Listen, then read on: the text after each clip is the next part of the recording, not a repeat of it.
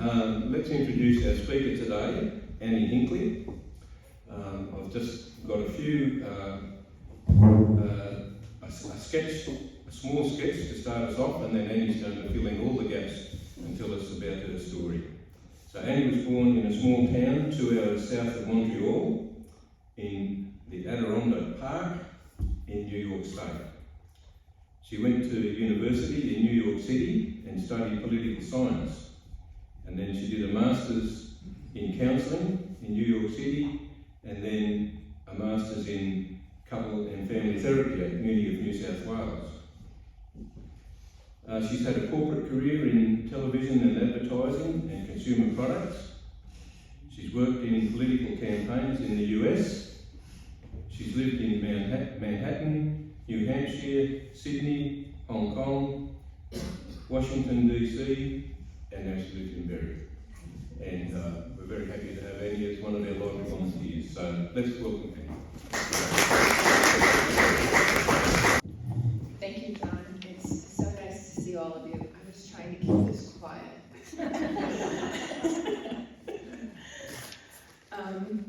So, Janet tells me I've had an interesting life, and she asked me to give this talk today. I'm wondering how many of you were born in Barrie? Can I have a show of hands? Oh wow, no one. Okay. So, how many of you were born away from Barrie? Like many in this room, I too was born away, far away. I was born in the 1950s in upstate New York in a place called Plattsburgh, which is on the southern tip of Lake Champlain, so we're talking East Coast, on the border of the Adirondack Park, 2 hours south of Montreal, probably 30 minutes from Lake Placid, where the 1932 and 1980 Winter Olympics were, and 6 hours north of New York City, just to give you a little. New York State's a big state. The Adirondack Park, and I'll give you some photos here, is an area of about 6.1 million acres with forests full of spruce and hemlock trees and maples and oaks. It was deemed to be forever wild.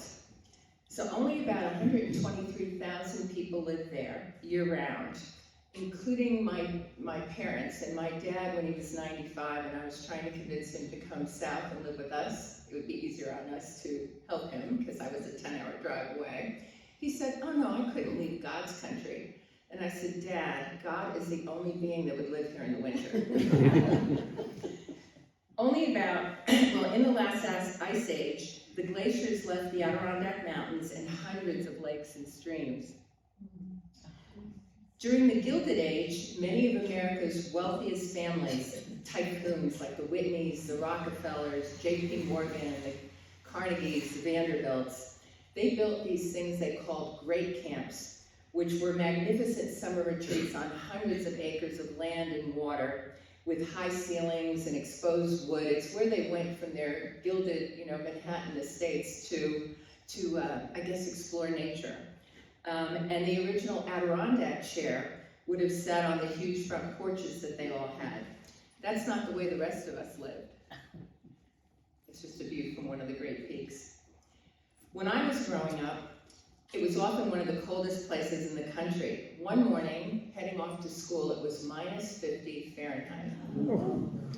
It snowed from October to May, and the ice on the lake didn't go out until the end of April. So life out of necessity was full of a lot of outdoor activities like skiing, ice skating, ice fishing. My dad was a big ice fisherman, freshwater fishing, and hiking. Both my parents were the first in their families to be born in the U.S. My dad's family from French Canada, where they had been since 1629, and my mom's family having migrated to the U.S. from Slovakia. My grandfather in 1912, and then World War I broke out, and then my grandmother and aunt in 1922. I'm the eldest of 6 children. There's 11 years between myself and my youngest sister. Prior to starting a family, my mom worked as a bookkeeper. My dad was a high school English teacher. We moved around New York State quite a bit when I was a child. Long Island, south of New York City, Putnam County, north of New York City, Rochester, way up in the western part. finally settling when I was in year 9 in the village of Tupper Lake, where Dad had been born and raised, smack in the middle of the Adirondack Park. Tupper Lake had a population of about 8,000 in those days. We were a very typical American family of the day. The big holidays were Thanksgiving, Christmas, Easter, the 4th of July. We had a house in town, and we could walk to school and the shops. Everyone knew everyone else and everyone's business, perhaps a bit too familiar for my sensibilities. And social activities were dances at school, football and basketball games, and we had a movie theater which eventually got around to showing the latest movies, maybe 6 months later. And the drugstore where you could go to get a root beer float or an ice cream sundae at the soda fountain. In the US, primary school can be kindergarten to 6, junior high 7 to 9, and high school 10 to 12. But in little towns like ours, it was more consolidated. It was K to 8, with high school being 9 to 12. New York State was a good place to go to school in America. Education was well funded there. We had a lot of sports in high school. I played women's intramural volleyball and basketball. My brothers played basketball and American football, or gridiron. And although I hate to admit it, I was a cheerleader, pom-poms and all. I didn't bring out that photo. I was very active in the music program at school and was in a select choral group with my brother. And I also participated in the debate club and went to the national finals in New Orleans senior year. It was my first time on an airplane, and what an eye-opener Bourbon Street was to a 17-year-old girl from a small town. The 1960s were a heady time to be growing up in America, and it really informed who I was to become. I was 7 years old during the Cuban Missile Crisis, living about an hour from New York City, which we all thought was ground zero for an attack. And we had to do drills that found us tucking and ducking under our desks. I was 10 years old when President Kennedy was assassinated. Our entire family sat glued to the television, as did most Americans, for 3 days, during which we watched Lee Harvey Oswald get murdered on live television, John salute his father's casket, and the funeral and the burial. It was the first time I saw my father cry, and it still distresses me. In 1966, the National Organization for Women, or NOW, was founded, advocating for equal rights. Ruth Bader Ginsburg was taking equal rights cases to the Supreme Court, and prior to her successful efforts, women could not hold a credit card or get a loan or hold a mortgage without their husband, father, brother signing. Then there were the civil rights demonstrations and the Vietnam War protests. I was 15 in April of 1968 when Martin Luther King was assassinated. 6 weeks later, I watched my hero and New York State Senator Bobby Kennedy get shot while he was giving his acceptance speech in California after having won the state's presidential primary. Nixon won re-election anyway and was expanding the war and the draft. I was 17 in 1970 when university students at Kent State in Ohio and Jackson State in Mississippi were murdered by the National Guard while exercising their first right amendment to free speech and protesting the Vietnam War. Protests erupted even more at universities across the US. Many universities canceled exams that year and students just went home. A bomb went off at Columbia University in New York City where students were protesting the war. It was a really chaotic time. It's not the first time the US has been in chaos. I did well academically, and in the next year, won some scholarships that helped me attend Fordham University, the Jesuit-run University of New York, and that was in the Bronx. Fordham had only recently opened their doors to women on the Rose Hill campus. It was not unusual for me to be the only woman in the classroom, particularly as a political science major, and it could be a real challenge to find a ladies' room when you needed one. We were an afterthought. There, I met my husband, Bob. He was wearing a Nixon button, and I was wearing a McGovern button, but we've moved on from that. We were married in Fordham Chapel in 49 years ago. And then Bob and I moved to an apartment in Manhattan on 20th Street and First Avenue. He went to Fordham University Law School at night and worked full-time for Intercontinental Hotels by day, which meant that we started very early having wonderful travel adventures. Paris, Nice, and Geneva on our honeymoon, a summer in London, trips to Istanbul, Bermuda, Jamaica, St. Croix, Hong Kong, Ireland. My first job out of college in 1975 was with a company called John Blair. They were a television rec firm off Fifth Avenue. And a television rec firm is a place where the stations like ABC, NBC, CBS, we would represent them to the advertisers in New York and buy the television time for them. In those days, all the men were salespeople, and they made $60,000 plus a year, and all the women were sales assistants, and we made $7,800 a year. My boss, just 3 years out of uni earlier than me, had the exact same degree in political science from Fordham that I did. Talk about a glass ceiling. When a sales position came open, I let it be known that I thought sales assistants should be allowed to interview for it.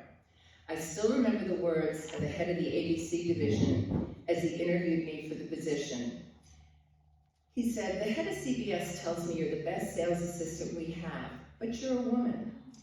Why should I hire you? You're married, you could get pregnant, your husband could get transferred to Chicago, and you would leave." To this day, I feel some shame in my answer. Instead of telling him that what he was saying and asking was against the law, I grumbled. "You don't understand," I said. "My husband's in law school. We're not moving or having a baby." The next day, I rang the Human Rights Commission of the city of New York and told them my story. They said I clearly had a case, but that I needed to come downtown to file an affidavit. I never pursued it. Instead, I was recruited by the Dean of Students at Fordham to become Director of Student Activities at the Lincoln Center campus in Manhattan. It was not a huge salary, but it gave me free tuition, and so I pursued my master's degree at night and got my first master's degree in counseling. It was in that program that I met one of my closest friends, Father Pat Corbett, a Redemptorist priest from Sydney. Pat's now 89 and living in Melbourne, and we're still good friends. Just as I was finishing my degree, the dean told me he had nominated me for a new fast-track executive training program at AT&T, American Telephone and Telegraph, which was then the world's largest company. They used to have a program called JET, Junior Executive Training, and they created it in the late 1940s because during the build-up and during World War II, the men, the able-bodied men, were off fighting, and so as executives were retiring, they needed to get new young men up to speed to be able to take over those vacated positions. But as a result of a consent decree with the Justice Department, the program was now being offered for the first time to women and minorities. After undergoing rigorous assessment and interviews, I was selected to be among the first 25 to be hired, and I was placed in Brooklyn. It was an intense 2-year program. Every 6 months, we got moved to a different division of the company, and if we were rated outstanding, we got to keep our job and a really significant raise. If we did not, we were fired. I was one of 3 to successfully complete the early program and spent the next 8 years working for AT&T in various leadership positions, eventually finishing up in the Boston area, running the Northeast Division. We had the country divided in 4s, and I ran the one on the far right. Just before that, Bob and I moved to New Hampshire, about an hour north of Boston, for me to run the phone center stores, AT&T's retail operation in New Hampshire and Vermont. We saw the movie The Money Pit. Anybody see that movie? It had Tom Hanks and Shelley Long, I think. Anyway, it's about a couple that buys a house that's falling apart. We saw that movie twice, and we bought an old 23-room Victorian home built in 1871, which we started to restore. Everyone who came to the door would say, "You know, Mrs. Hinkley, this is no $200-300 job." In 1980, we attended the Winter Olympics in Lake Placid. My dad organized tickets for all of us, and we had tickets for the Russian-American hockey game. See if I can. Against all odds, that's my dad with the flag he had in the garage. It had only 49 stars. Should have had 50. And we went on to win the gold medal. It was very exciting. New Hampshire is the state of the first presidential primary, so it's really not difficult to get involved in politics. In 1983, we met Gary Hart, the senator from Colorado, who was running for president. It was at that time that really big money was coming into American politics in the form of political action committees, otherwise known as PACs. And Gary was opposed to the power and influence they were exerting. As I was working full-time and in an airplane 3 to 4 days a week, I couldn't get that involved, but we did participate in house party fundraisers where we got to meet folks like Ted Sorensen, President Kennedy's speechwriter, and Peter Jennings, who hosted the evening news on the ABC. Perhaps more importantly, I met Jean Shaheen, who was running Gary's campaign in New Hampshire. She orchestrated his victory that February in the presidential primary in New Hampshire, where he defeated Walter Mondale, Jimmy Carter's vice president, and the heir apparent to the Democratic nomination. It was exciting but short-lived. Coming out of New Hampshire, Gary didn't have a national constituency, and most importantly, the money that Mondale had, he just didn't have the money that Mondale had. All the classic Democratic money was going into Mondale's campaign. So Gary dropped out of the race, and Walter Mondale ran against Ronald Reagan, who easily beat him for a second term. In 1983, Bob was doing some work for a fellow named Alan Bond, and so we ended up at the America's Cup and attended the big victory party that night. A few weeks later, I joined Bob on my first trip to Australia. Most of the time was spent in Perth, but I flew across from Sydney to catch up with Father Pat, and I just loved my time there. We then returned in 1986 for several weeks. By 1986, I had left AT&T to take a bit of a break and find some work-life balance. We used to say that Bob traveled and I bitched, and now I was traveling and he wasn't really happy. I was keen to put my political science background to work and to help elect pro-choice, equal rights candidates with social justice agendas. I knew that Gary Hart was going to run again in '88. In fact, he was already the favorite to win the nomination, and I thought I might want to work on his presidential campaign. So I had lunch with Jean Shaheen to see what she thought. And Jean told me she had decided not to run Gary's campaign. Rather, she had signed up to run the campaign for our friend Paul McEachran, who was running for governor in New Hampshire. Jean explained that she'd be happy to help me, but the presidential campaigns wouldn't be hiring until June. It was January. Would I like to help with Paul's campaign? This is how she gets you in. Sure, I said. Within days, I found myself in charge of a fundraiser for Paul, featuring 9 Democratic candidates for president. In addition to Gary Hart, other candidates whose names you might know include Joe Biden, Al Gore, Jesse Jackson, and Michael Dukakis. The event was to be held on the 18th of May, 1987. Weeks before the event, Gary was caught in a scandal involving a photo of a young woman sitting on his lap in front of a boat called Monkey Business. 10 days before the event, Gary withdrew from the race. This is all covered in a movie called The Frontrunner, in which Gary is wonderfully portrayed by Hugh Jackman. I don't know if anybody has seen it, but it's a terrific movie. And also, I should say, years later, George Bush's campaign guru, Lee Atwater, had a deathbed confession that he had set Gary up for that photo, like years later. Suddenly, these other 8 Democratic candidates, who probably were at first running to be vice president, or at least for name recognition another time around, had a real chance. Ultimately, Michael Dukakis won the New Hampshire primary and went on to become the Democratic nominee. The event was a big success, and a week later, Jeannie rang me and asked if I would be fundraising director for the Paul McEachran campaign. I said yes, and for the next 15 months, it was Jeannie and I and a volunteer secretary until such time as we brought on paid staff for policy, press, and other positions. Anyone who ever wants to run for president is happy to come to New Hampshire to help your candidate. So in the next few months, let's see, I can show you. That's Paul McEachran on the top left, and that's Jeannie below him. In the next few months, at a series of small house party fundraisers, I introduced folks like Bill Clinton, who was then governor of Arkansas, Al Gore, then a senator from Tennessee, John Kerry, then senator from Massachusetts, Senator Bill Bradley of New Jersey, and Peter Yarrow of Peter, Paul, and Mary fame, who came up to do a fundraiser for us. In fact, it was in a room with Senator Kerry at Harvard where I was talking with Senator Kerry about what he wanted me to say to introduce him, that he said to Jeannie, when are you gonna run for office? We need more good women. And I turned to Jeannie and said, I'll come from anywhere in the world to help you if you decide to run, little knowing that it was gonna be from anywhere in the world. Flash forward to election night in November 1988. Paul lost to the Republican candidate and Dukakis lost to George H.W. Bush. Flash forward to February of 1989, and I was either going to be working on the governor's staff or unemployed, and I was unemployed.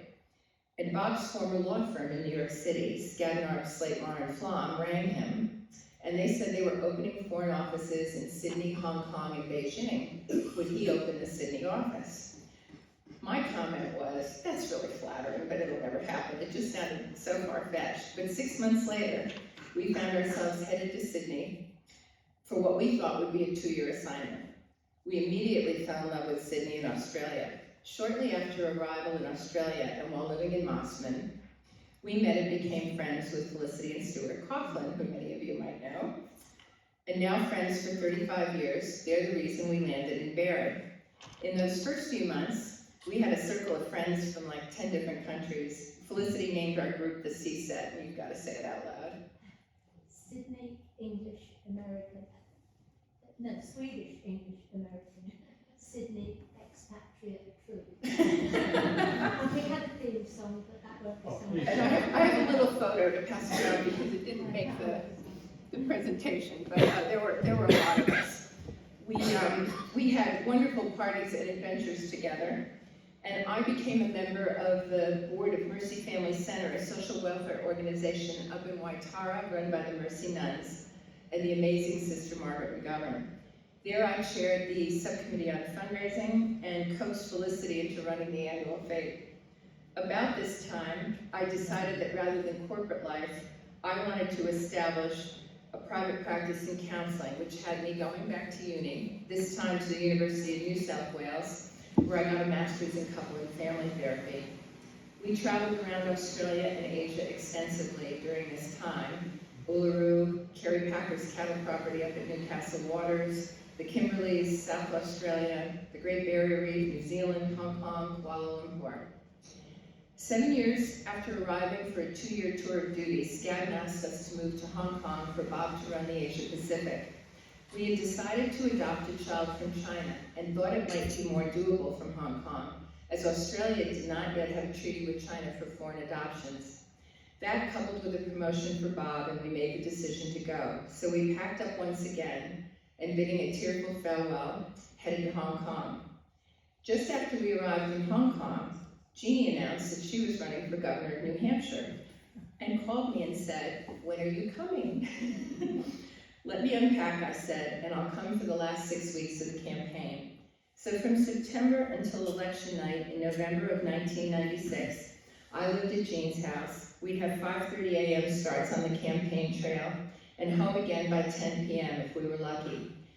None of this is very glamorous. It's really hard work, and we'd get home at night and be folding laundry and listening to Jean's then 10-year-old daughter Molly tell us about her day at school. We might be handing out campaign literature at the factory gates of the Portsmouth Naval Shipyard, or she was being interviewed by an editorial board of a local newspaper for a possible endorsement, or holding a press conference. Or just when we thought the day might be done, we'd have to travel back to campaign headquarters in the center of the state to review and select a campaign ad for television. Campaigning in New Hampshire can be a good deal of fun. It's pretty much driving around by car to all parts of the state. One day we were up in Berlin, New Hampshire, at the top of the state near the border with Canada. At that time, there was a big public service campaign to encourage people to be careful not to hit a moose with one's car. A moose is a rather large, and if truth be known, not a very bright animal. They weigh about 400 to 700 kilos. They stand 2 meters tall at the shoulder, above which all males have this huge rack. And they have a terrible habit of standing in the middle of the road at night. If you hit one with your car, you take it out at its knees, and it comes forward to your car, which means with full force that rack hits your windshield and it can kill you. So while we were in Berlin, we saw a lot of bumper stickers that read, "Break for moose, it could save your life." And then in true New Hampshire, New England humor, we saw a bumper sticker that read, "Don't break for moose, it could fill your refrigerator." As election day approached, our pollster was pretty sure we were going to win, so I rang Bob in Hong Kong and told him to come. It was going to be historic. And we won. It was exhilarating. The first woman elected governor of New Hampshire. As Jeannie's giving her victory speech on election night, I was standing next to Paul McEachern, whose smile was as wide as mine. As she takes the stage, she leans over to me and says, "Now comes the hard part. She's got to govern." The next day, Bob and I are on a plane heading back to Hong Kong to immerse ourselves in our new adventure. I will be the first to admit that Hong Kong was challenging. First, the climate. Whereas the Sydney I had left had 200 days a year, 24 degrees, low humidity, and not a cloud in the sky, there was never a day like that in Hong Kong. It was very much life indoors. And we'd all go from our air-conditioned apartments in Chum Hum Kah, walk up Headland Road drenched in sweat, and then get on a freezing cold bus to Central, a real recipe for cold, flu, and antibiotics. While in Hong Kong, I was asked if I would volunteer my time to supervise a team of Chinese social workers who wanted to learn a particular kind of family therapy in which I had received training. I readily agreed. Each week, we would meet on some part of the island where I was clearly the only guilo, and they would bring me their cases on videotape. Someone would sit next to me and translate, and then we would spend some time hypothesizing about what to do next in their case.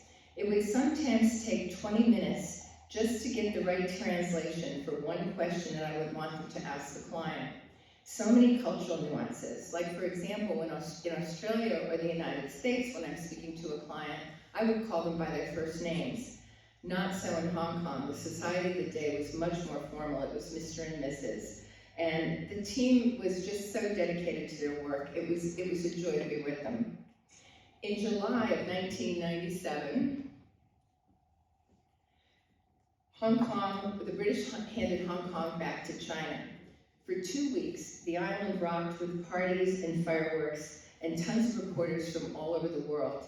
It was virtually impossible to walk the streets of Central without having a microphone thrust in front of your face and some foreign correspondent asking you for a comment.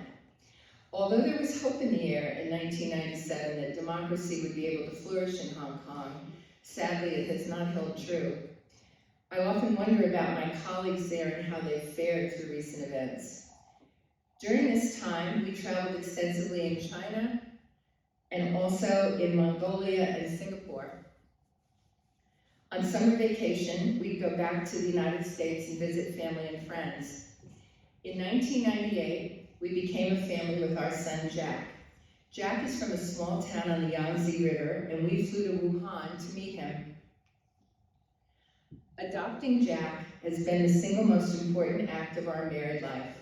He was 13 months old when we became a family. He was happy and healthy and had been so well cared for. The day we met Jack for the first time, there were 7 couples from Denmark, a couple from Montreal, a single mom from Washington, D.C. They were all meeting their baby girls, and we were meeting our son. The Chinese authorities did such a beautiful job of making the 10 days we had in Wuhan special and meaningful. There was a ceremony when we first met the babies, during which the babies were given a map of the area from which they came, as well as a small packet of dirt from the town of their birth. We rode on the back of an open-air truck to go to the Ministry of Justice, where we all had to swear that we would love and take care and protect these children. In the intervening days, wherever we went, people would just crowd around us. They would thank us for saving the life of a child, and then they wanted their children to meet Jack. 10 days later, we reconvened for a handover ceremony in which each child was given their Chinese passport and adoption papers. And Miss Chen, the head of civil affairs for Hubei province, gave a beautiful speech in which she said, "Now our 2 countries share something wonderful, the love of these children. We hope you will teach your child about the land of their birth and return to show them China." On her desk were flags from all the home companies of the adoptee parents. There wasn't a dry eye in the place. Shortly after returning to Hong Kong with Jack, We both took leaves of absences from our careers and moved back to the US for a year to be closer to family and to immerse ourselves in our new family. We lived on the coast of Maine, about 4 hours north of Boston, in the little town of Castine, where we had vacationed for many years. Jack learned to walk and talk, and he learned to count by counting the deer in our back garden. We attended Janie's second gubernatorial inauguration and ball, and eventually we returned to Sydney for 18 months. And then we decided to take yet another time out and go live on the coast of Maine for a bit. Bob wanted to write a book on corporate social responsibility. I wanted an organic garden, a white Christmas, and for Jack to get to know our extended family. We were there when my parents celebrated their 50th wedding anniversary. The coast of Maine is very beautiful. Granite rock and pine trees against the sea. We lived in a town called Brooklyn. In the winter it's cold and incredibly snowy, as you can see.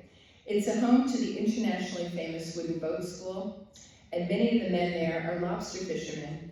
The population was 719 year-round, including the three of us. And in the summer it swells to 2,000 when folks from New York, Philadelphia, Washington, and as far away as California come to their summer homes. While there, I was involved in a campaign to get genetically engineered food labeled. We lost that to Monsanto. And I was active in a campaign to prevent the invasion of Iraq. We lost that one too. On the morning of September 11th, 2001, we were about to board a ferry to Islesboro, an island off the coast where celebrities like John Travolta and Kelly Preston had a home. And then we turned the car radio on and heard that a plane had struck the World Trade Center. For the next 2 weeks, people were so tender with each other, and even with total strangers. Jeannie ran and lost the campaign for the US Senate, and got appointed head of the School of Politics at the Kennedy School of Government at Harvard. Al Gore conceded the presidential election to George Bush. In early 2004, we decided to return to Sydney and apply for Australian citizenship. Bob worked for a law firm, and I was teaching at the Institute of Counselling out at Australian Catholic University in Strathfield. We proudly became Australian citizens in 2007. It was such a beautiful and meaningful ceremony. I remember thinking at the time that everyone should have a citizenship ceremony. It's a wonderful way to consciously agree to both the privileges and responsibilities of being a citizen. In 2008, we took Jack, now age 11, back to China to see the beauty of the land of his birth. It was a wonderful experience taking him to the Great Wall and seeing the terracotta warriors, among other sights. On the US election night in November 2008, I made a call from Sydney to congratulate Jeannie on winning her first election to the US Senate. That night, she became the first woman to be both a governor and a sitting US Senator. She is currently the only woman on the Senate Foreign Relations Committee.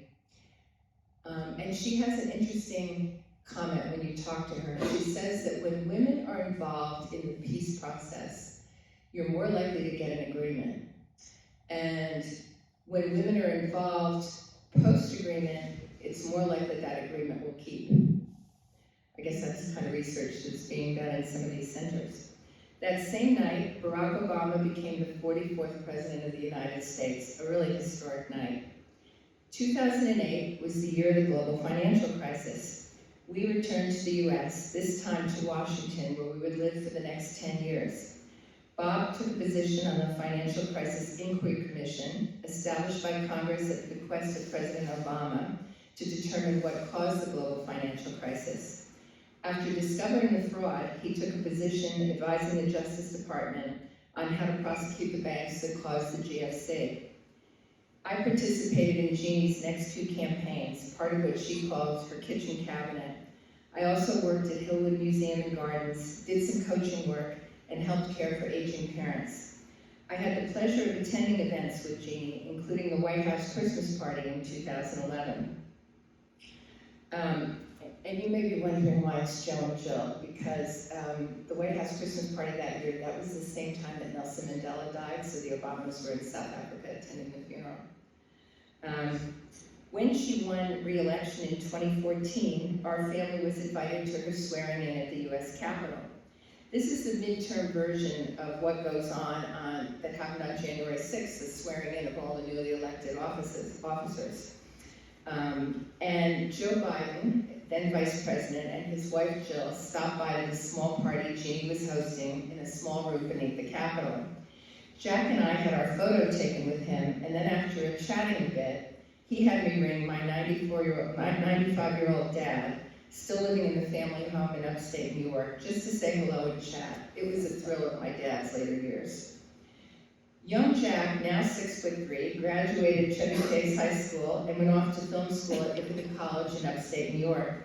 After 2 years, he took a gap year, during which time he came to Sydney, where he worked at the pro shop at the Camaret Golf Club, where he had taken his first lessons as a little guy. Before he left, I told him that there were so many times in his life when he was moved from country to country without any say. And I said, this time, the choice is yours. Within 2 weeks, he rings us from Sydney to say, Australia feels like home, but it's not right without you and Dad. Upon his return to the US, he worked on a political campaign, got himself into a program in digital marketing and social media at the University of Technology in Sydney. He returned to Australia in November 2019. Bob retired, and we followed Jack here in January of 2020. As we will all recall, by March of 2020, COVID was in full swing. We needed a place to live. We were still in an Airbnb in Sydney.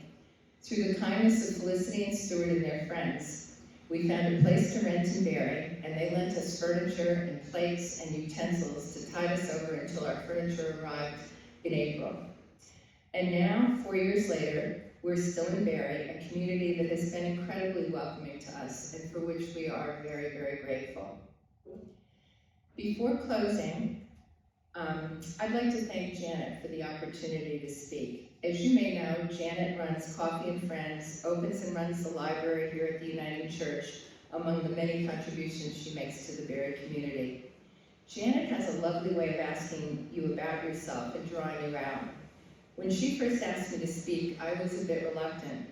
However, it was in completing this exercise of writing this talk that for the first time in my life, I looked back on my 71 years in sequence and reflected, with humility and renewed appreciation of all the wonderful opportunities and adventures I really have had. So thank you, Janet, and thank you all for listening. It really has been an interesting life.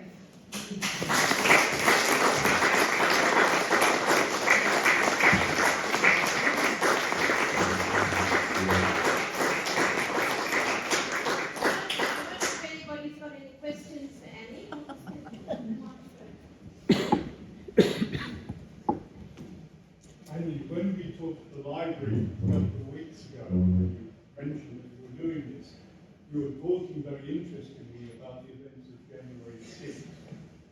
And I told friends who were here today that you'd probably be referring to that and the aspects of that particular invasion and incursion. Have you got a minute to do that? I'll just say a little something. So Jeannie was in the building on January 6th, of course, and I immediately texted her to say, are you okay? And she said, yes, we've been moved to a safe location. But then I realized, well, it occurred to me that maybe the communication system had been down, or they might not be being informed of what we were seeing. So I took some photos off the television and texted them to her, and her reaction was, oh my God, is that the world? Is that what the world is seeing? And it really was. I mean, they were in there for hours before help came. So, but beneath the Capitol are just these zillions of rooms, and I'm sure they got them to places where they could be very protected. Yeah.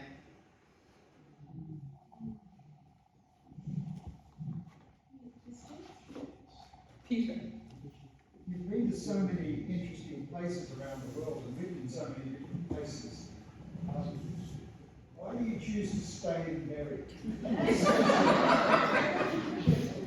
think I know the answer. It's you, Peter. In Barrie, I have the wonderful life lifelong friendship with Felicity, for example, and you know, we knew each other's families. I knew her mother, she knew my parents. That's, you know, a nice kind of continuity to have. But also, we did find, I've always loved Barry because I used to visit her before, you know, if I come on from trips from overseas. And I think Barry is full of incredibly interesting people who have had, you know, probably as much, if not more interesting lives than I had. And it's a real sense of community. I really, really enjoy it. And I guess for me, it feels halfway between, you know, New York City and the really small town I grew up in. I mean, the town I grew up in was so small that after the night of the first basketball game my freshman year, 2 cheerleaders and 2 basketball players had gone out parking. Do you use that word here? They went to watch the submarine races. Anyway, it was a cold night and they were on a country road and the girls were supposed to be home by like 10 o'clock. And they went to turn on the car and the car wouldn't start. So the boys did the right thing, really. They broke into a hunting camp because they had to build a fire and stay warm. And I think the New York State Troopers found them at like 6 o'clock in the morning or whatever. But by 8:30, I had 6 phone calls telling me who they were with, and I just thought, I turned to my mother and said, I'm not sure I can live here. You know, it was just too much. So I went from the extreme of that to the total anonymity of New York City. And I just think Barry's a nice, happy medium, you know? Although you're not going to tell me what I had for dinner yesterday, right? Thank you, Peter. I can't imagine living in a place where the temperatures in winter go down to minus 50. Yeah. What happens if the heating goes on? How did you survive? Well, you know, that morning, so when you grow up in upstate New York, the superintendents of schools have a competition. They don't want to give you a snow day because we have all the equipment. You know, if it's snowing, there are snow plows on the road, somebody's putting dirt and ice down. And we had a ski slope in town, so the first thing the school principal would do was drive up there and find out who was cheating, you know, off of school and not in classes. But that particular morning, we got all the way up to school, and I remember it feeling harder to breathe. Like, it didn't feel any colder, really. It was just harder to get the air into your lungs. And we all got turned back because the boiler in school had exploded from the cold pipes, and so they couldn't have school. So we had a snow day. Yeah. Yeah, but you know, you dress for it. And actually, it's interesting you asked that question. In the 1980 Winter Olympics, it was particularly cold that first week. It was probably minus 24 Fahrenheit, which is really cold. And the New Yorkers who were arriving were showing up in boat shoes. Maybe they didn't even have socks, you know, a pair of khaki pants and a sweater and a jacket. That is, you would die of hypothermia, you know, and they were complaining that the buses were taking so long to pick them up from each venue and go to the next place. So you really do have to dress for the weather, but we all would have, you know. It was just, and things like ice fishing. I mean, you go out on that lake and the wind's just hitting you, but you have an ice shanty. My dad had a little shack on the lake. You know, he'd have a hot soup going in there, and you know, his holes in the ice, and you just, I think you had to do stuff like that because otherwise you'd get cabin fever. You know, you had to learn how to deal with the elements and get out there. Andy, what do you think of Trump's chances of re-election?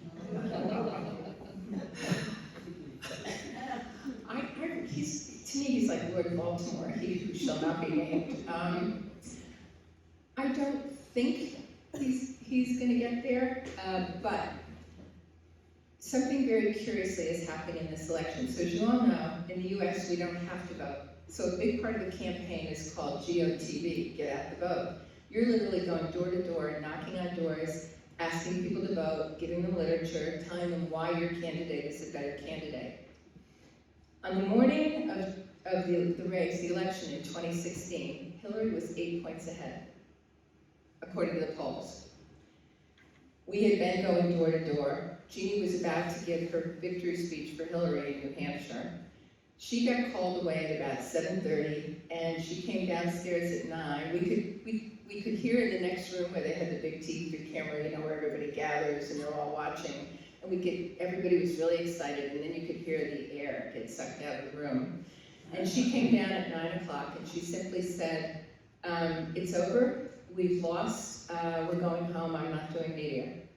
And we just all got in the cars and left, and then, it unfolded. But a couple of things happened that time around. There was huge Russian interference in that election that didn't get properly vetted, as they have had influence in many situations around the world. Secondly, polls. At Jeannie's last campaign, when I was on the kitchen cabinet, the polls just told us that polls are not really valid, that in the US, there's a law against calling your mobile phone and surveying you. At least there was when I was in campaigns. I think that's still true. And it certainly was for the 2020 campaign. So you are reliant on people's hardwired home telephones. So how many people still have those? Not many, right? And so it already skews your results by who's answering the phone. And then people will sometimes, how a question is phrased is just entirely critical to a campaign. So if it's a leading question, as some of these polls now do. So I'm not paying a lot of attention to the polls, but what has me nervous is I follow an American historian by the name of Heather Cox Richardson. Since January 6th, she was so distressed that she started writing a daily letter to America in which she just thought it was important, because she didn't feel news outlets were doing it thoroughly, to just kind of list what happened that day on the stage in terms of American politics. Heather is a Harvard-trained historian, and I think she teaches at Boston College, and she said in last night's memo that something curious is happening in the Trump campaign. Now in 2016, we were all curious that he didn't have what we would call a ground game. So when you're running for president or governor, in each of the big areas of your state, you have a campaign headquarters. That's why you're raising money, basically, to fund it, to pay the rent, to get, campaign workers are largely volunteer, but there are paid staff like me and, other people. And he didn't have a ground game anywhere.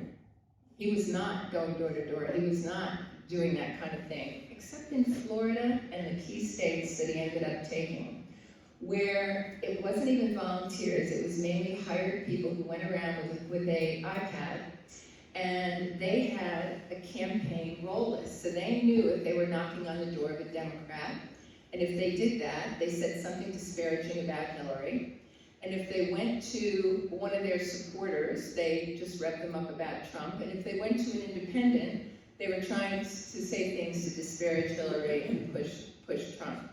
And that was incredibly effective. This time around, he's not even trying to bring into the fold people like Nikki Haley's supporters.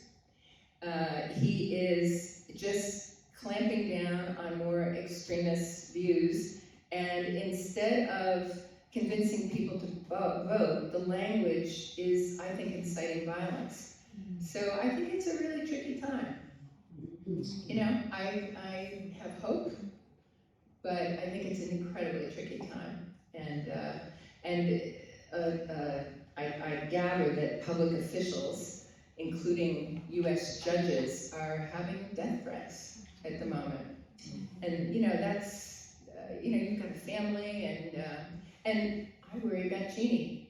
Jeannie used to drive herself around New Hampshire when she was governor. Yes, she had a car with a state trooper for official business, but on the weekend she didn't do that. She and I would be at a farmer's market buying corn. Anybody can come up anytime who is inflamed, and, we saw the president of Slovakia get shot last week. How language matters, and how you refer to people, and when you dehumanize people, it's a bad recipe. So I'm hopeful, but I really have no insight as to, I don't know that anybody does, but I don't know what will happen next. But in Australia, considering his attitude to women, I'm just staggered that anyone even bothers to vote for him over there. And yet, he got in, didn't he, last time? And if you watch Sky News, which I wrote. Well, I do think that Fox News has a lot to answer for. A lot. I mean, they lied through the whole thing. Yeah, and if you're just watching that, or I think journalists, before we had so much television around all this, we had print media, and you see it in print, and you think it must be true, but it's not necessarily. And I don't know how we get around that. I mean, I think we've taken a real blow to getting the truth out, whatever, and even finding out what is the truth. And on that note, we might finish. Thank you so much. That was a wonderful, wonderful presentation and sharing of your life. We really appreciate it. And you did a fabulous job. Well done. Thank you.